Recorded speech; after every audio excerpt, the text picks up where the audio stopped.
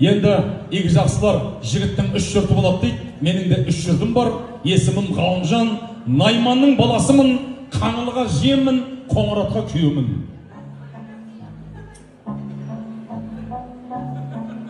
Шапалақ қайда?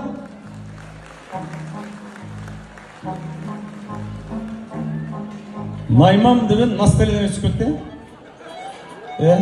Байқадым, жақтырмайды екенсіздер. Айтып ет, Шымкентке барсаң, Найман екенді айтып қойшы деп. Неге дедім? Не стоит деді. Жақтырмайды деді. Найман болма, шайтан болма деген мақалдарыңыз бар ма? Анаға бәрі басын үйді отыр ғой. Бар деп. Адам көңіліне қарап жоқ дейсің де болмай ма? Мен кеткесін айта берсеңдерші, ана Найман туралы мынандай мақал береді ғой деп айта берсеңіздерші. Айтсаңыздар, айта беріңіздер. Оған мен ренжімеймін да, өкпелемеймін да. Бірақ сразу айтып қояйын. Найман жүрген жерде шайтан жүрмейді. Біліп қойыңыздар.